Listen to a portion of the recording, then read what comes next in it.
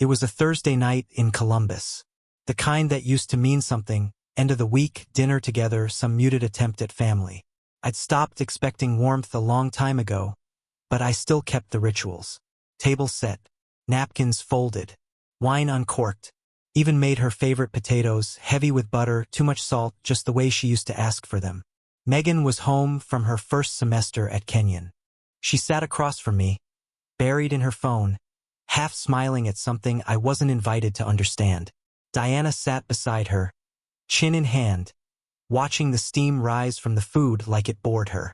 I asked about Megan's classes. No response. I asked again, quieter. She shrugged, said, "It's fine." The kind of answer that ends a conversation before it starts. I nodded, took a bite of the oversalted potatoes. They tasted like the wall I'd been hitting my head against for years. I didn't expect thanks. Not anymore. I didn't expect effort. Just a bare minimum, maybe a glance, a word, a question in return. Some acknowledgement that I existed, that I had cooked, that I was still here. Instead, Diana set her wine glass down with a hollow clink and said it. "You're convenient." Just that. Nothing more. Not angry. Not cruel. Just stated. As if it were a fact like the time or the weather. Megan didn't even lift her head. She just smirked into her screen and added, "And temporary." That one stung more than it should have. Not because it surprised me, but because it didn't. I didn't ask what they meant. I didn't argue. I didn't ask them to explain themselves because I already knew they wouldn't. And more than that, I already knew the answer. They had stopped seeing me as part of this family long before they found the words to say it out loud. I nodded. That was it. No dramatics. No storming out. Just a quiet acknowledgement of the truth that had been rotting in the walls of this house for months. And in that moment, sitting in my own home, across from a child I helped put through college, beside a woman I'd once loved enough to empty my savings for, I realized I was no longer part of this family. I was the scaffolding they leaned on while they rebuilt something without me in it. It hadn't started that night. Of course not. That dinner was just the final proof. It began slowly. That's how it always begins. With emails I wasn't included in. Conversations I walked in on halfway through. Decisions made while I was in the garage or out buying groceries. Diana started using that word, internally, as in, we already discussed it internally, which meant without me, which meant my opinion was an afterthought, if even that. At first I thought I was imagining things. I wanted to believe I was paranoid, overly sensitive, maybe tired from work. I even asked her once, gently, why I was being left out. She gave me that smile, the one that says you're making a big deal out of nothing, and said, "You're too detail-oriented. It complicates things." Complicates, like asking how much Megan's apartment would cost. Like suggesting we wait a few months before financing Diana's new SUV. Like wondering why we needed to hire a private tutor when Megan was already on scholarship. Every time I spoke, I was accused of overstepping. Every time I stayed quiet, they moved further without me. It was a trap with no exits. When I reminded them of our financial limits, Diana said I was being controlling. When I asked about Megan's grades, she told me to back off. It's not your business. When I suggested a cheaper alternative for something, a laptop, a weekend trip, a new chair for Diana's office, she'd smile coldly and say, "It's not your call." But the bills were. They were always mine. My name on the lease. My credit card on the autopay. My income that fed the subscriptions, the tuition, the groceries, the streaming services, the therapy sessions, the house cleaner Megan insisted she needed for mental health when she came home on weekends. I paid for all of it gladly, stupidly, because that's what I thought love was. Because I thought they would see it. That it would matter. But love doesn't mean much to people who think of you as a placeholder. As convenient. As temporary. I remember one evening, just a few weeks before that dinner, when Megan called me Michael in front of her friends. She used to call me Mike. Not Dad, never Dad, but Mike. It was neutral. Close enough. But this time it was Michael. Deliberate. Cold. Formal. They laughed at something I said. A polite, rehearsed laugh, the kind you give to a man who's paying for the pizza. I remember her looking at me and then looking away, as if I were the driver waiting in the car, not the man who bought her books and shoes and therapy. That was the night I started to withdraw. Not money, not support, just parts of myself. I stopped trying to be heard. I stopped offering ideas. I stopped pretending I was part of anything. Because pretending was starting to hurt more than the silence. Diana didn't notice. Or if she did, she didn't care. She was always busy. Too tired to talk. Too stressed to argue. Too distracted to notice that I was slowly becoming furniture. There was a moment. I remember it clearly. When I sat on the edge of our bed and asked her if she was happy. Not in a dramatic way. Just curious. I needed to know if this thing we had built still meant something to her. She didn't even look up from her phone. She just said, "Don't start." That was it. Don't start. Like my pain was an annoyance. Like my love was a burden she had to manage. So I didn't start. I didn't speak. I didn't ask again. I began tracking the small cuts after that. The way Megan rolled her eyes when I walked into a room. The way Diana only touched me when she wanted something. The way their conversations paused when I entered, then resumed with a slight shift. Coded, edited, closed. They were creating a world without me, right in front of me, and expecting me to pay for it. And I did. For months. Because it was easier to keep going than to admit what I already knew. That I was financing my own erasure. That I had become a man whose presence was tolerated only because of his usefulness. That's what convenient really means. Not loved. Not respected. Just useful. Like a credit card you forget is in your wallet until you need gas. Like a password you never change because it still works. And temporary? That was the warning. It meant, you're here for now but not for long. It meant, we've already planned for a version of this life without you in it. I sat through the rest of that dinner with a calm I didn't recognize. Megan made a joke about her professor. Diana laughed.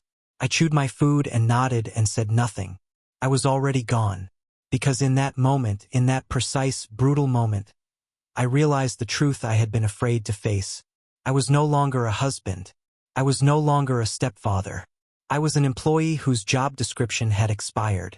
And when that happens, when a man finally sees that he's been replaced in the script of his own life, something cold and final takes root in him. It doesn't grow overnight. It simmers. And it waits. I didn't announce anything. No speech. No warning. No dramatic pause meant to teach a lesson. I waited until the house went quiet, the kind of quiet that comes when people assume tomorrow will look exactly like today. Diana had gone to bed without a word. Megan's door was shut, her laughter leaking faintly through the wall. Some voice on the other end of her phone more important than the man paying for her life. I stayed in the kitchen long after the lights were dimmed, the glow from my laptop cutting through the dark like a confession booth. The house hummed around me. Refrigerator cycling, pipes settling, the low, comfortable sounds of a system running as designed. A system built on me. I opened my accounts slowly, not with anger, with care. Each click felt deliberate, surgical. This wasn't rage. Rage is sloppy. This was clarity. Office rent first. Cancelled.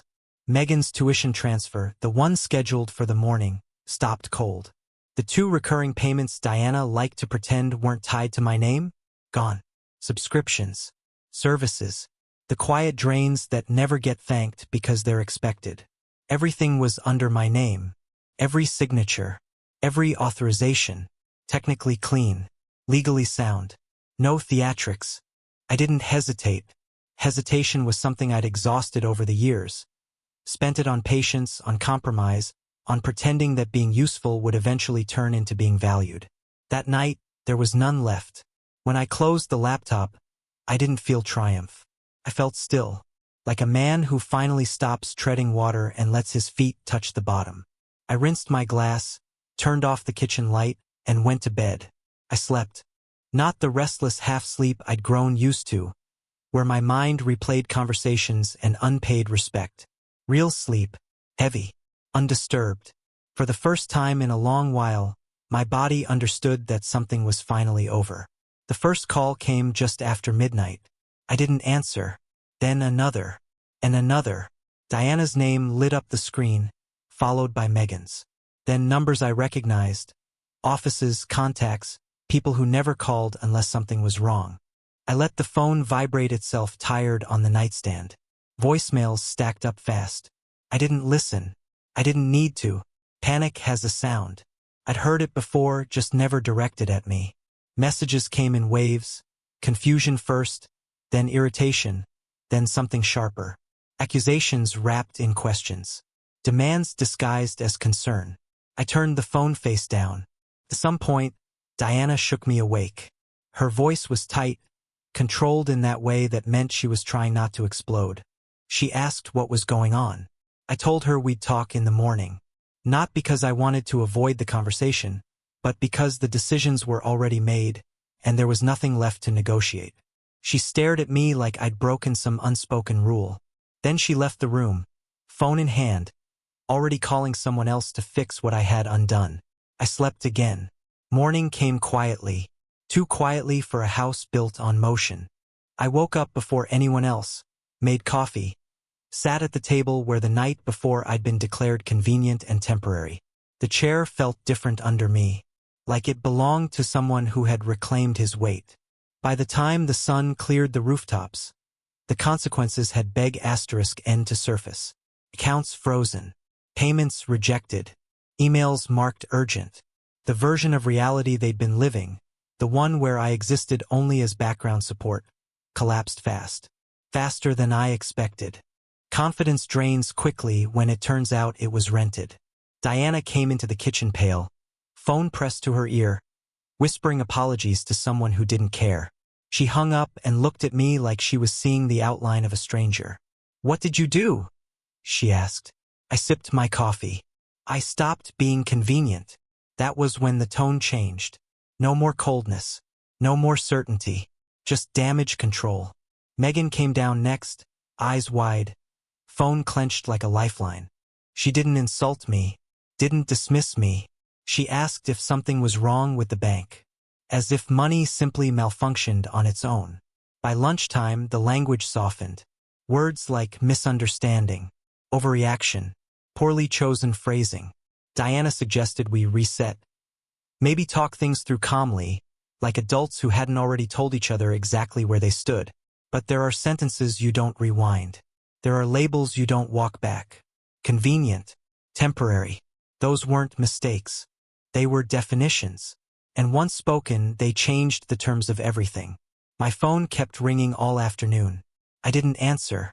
Silence was no longer avoidance, it was my final statement. I had stepped out of a system that fed on my presence while denying my place. I didn't raise my voice. I didn't threaten. I didn't explain. I simply withdrew, financially, emotionally, completely. And that night, when the house finally went quiet again, the silence felt earned. The calm that followed wasn't peace. It was a silence packed with nerves. Every corner of the house echoing with questions no one wanted to ask out loud. Diana moved like someone walking through glass. Carefully, calculating each word, each gesture. Afraid that one misstep would shatter what remained. Megan, on the other hand, moved with restless purpose. Like a storm looking for something to hit. I woke up early again. Same as the day before. Made coffee, checked the news, let the dog out. The world didn't end. The sky didn't fall. It was just a calm morning. Too calm. That's the thing no one talks about when you finally say no after a lifetime of yes. First, nothing happens. Then everything does. By 9:30, the first damage report came in.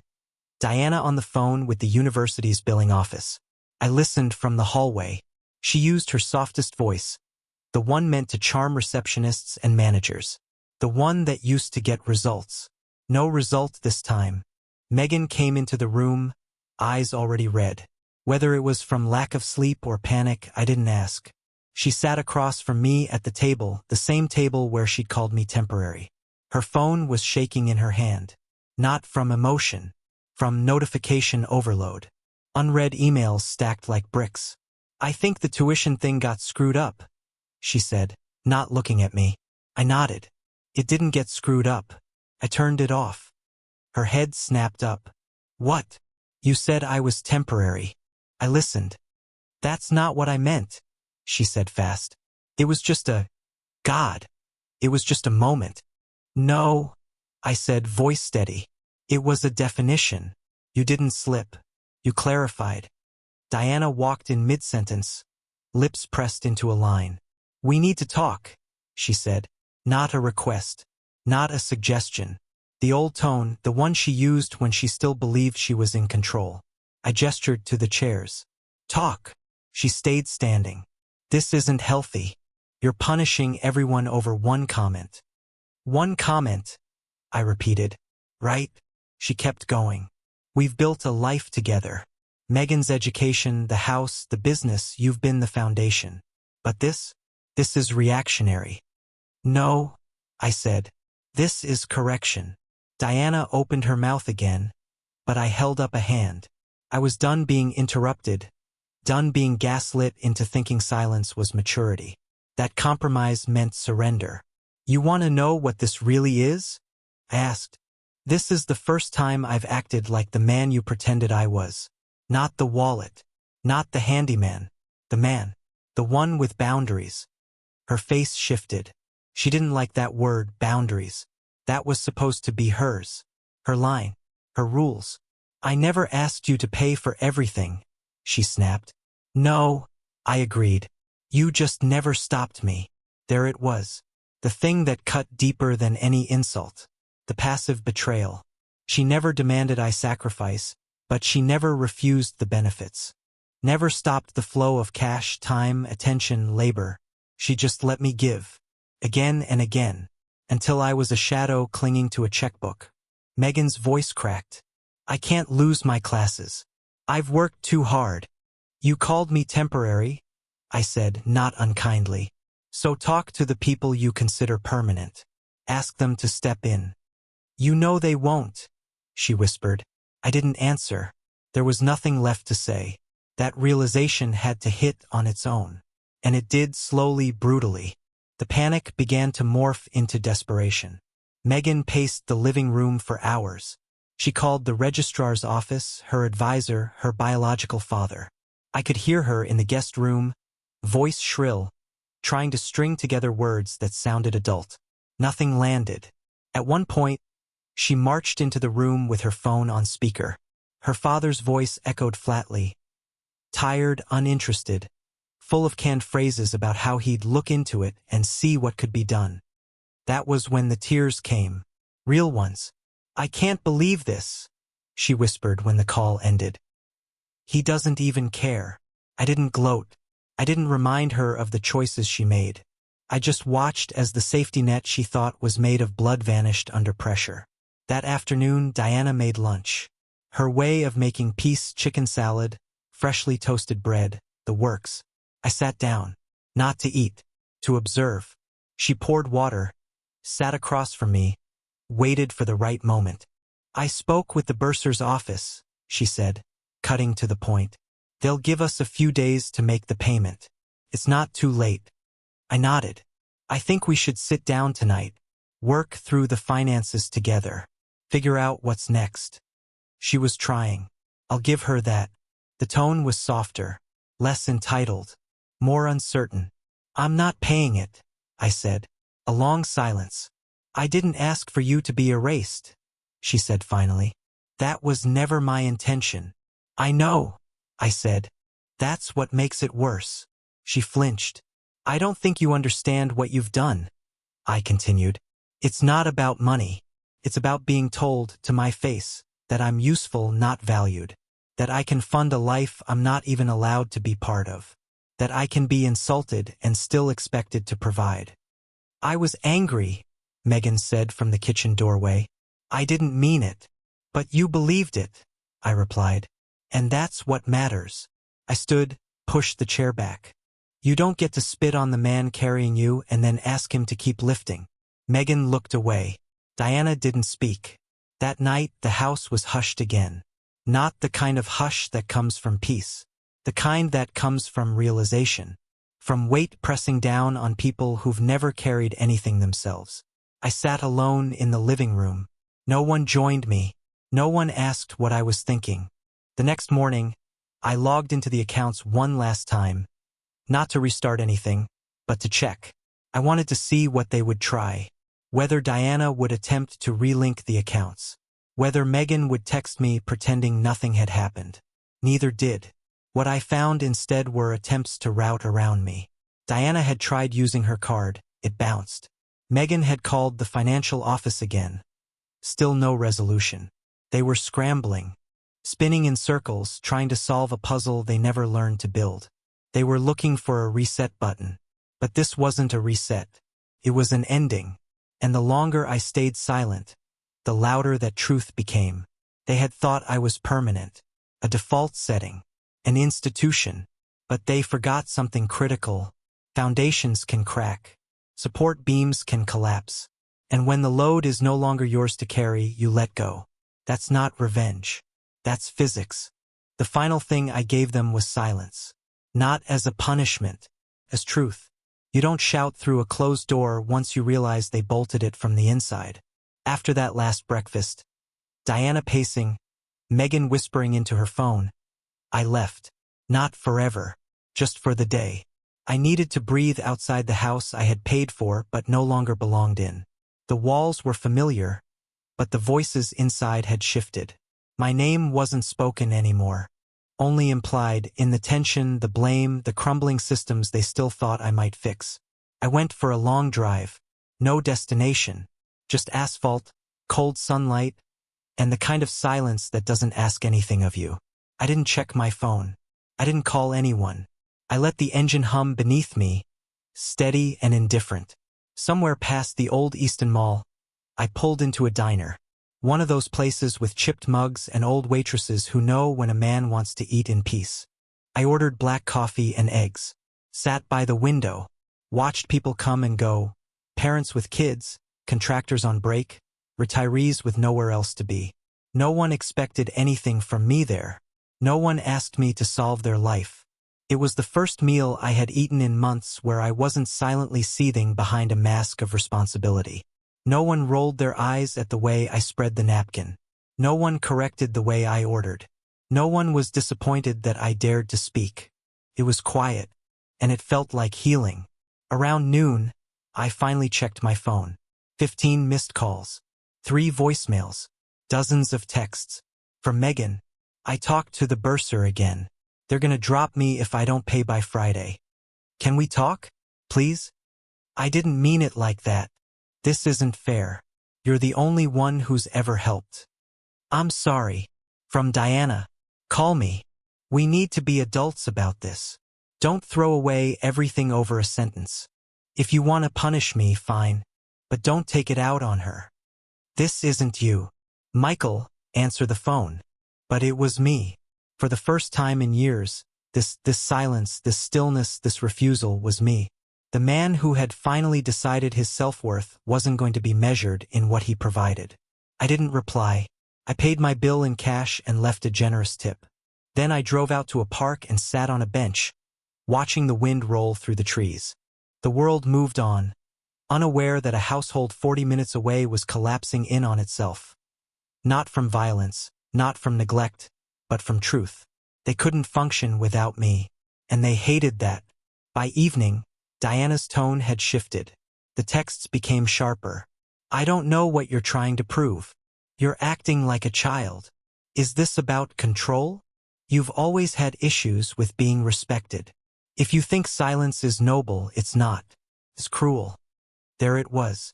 The pivot. When the apology doesn't work, attack the man instead. I turned the phone off and drove home just after dark. The porch light was on. The house looked normal from the outside. Inside, it was something else. Diana was in the kitchen. She didn't say anything when I walked in.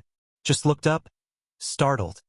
Like she'd forgotten what it was like to wait for someone who doesn't chase texts. Megan was upstairs. I could hear her pacing. Doors opening, closing. Panic has a rhythm. It sounded like collapse. I poured myself a glass of water. Sat at the table. Diana eventually joined me. She didn't speak.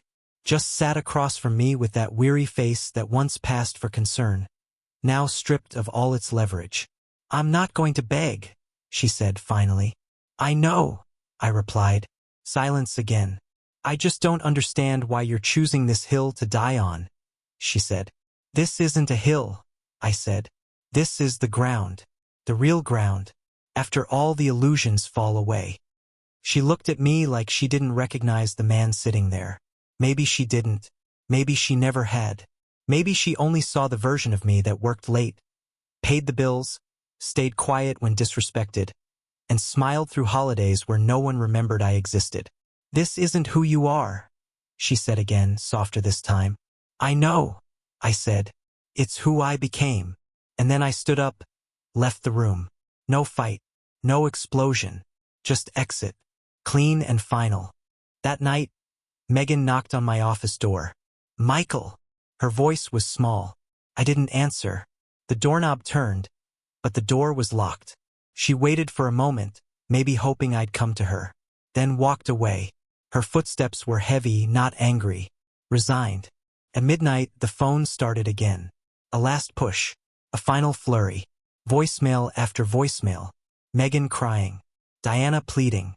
A financial aid officer calling from the university to confirm that the next tuition payment still hadn't been processed. Another deadline missed. Another bridge burned. I listened to none of it, because silence was no longer passive. It was a choice. It was the answer I had never been brave enough to give. For years I had been noise, explanations, excuses, apologies, compromises.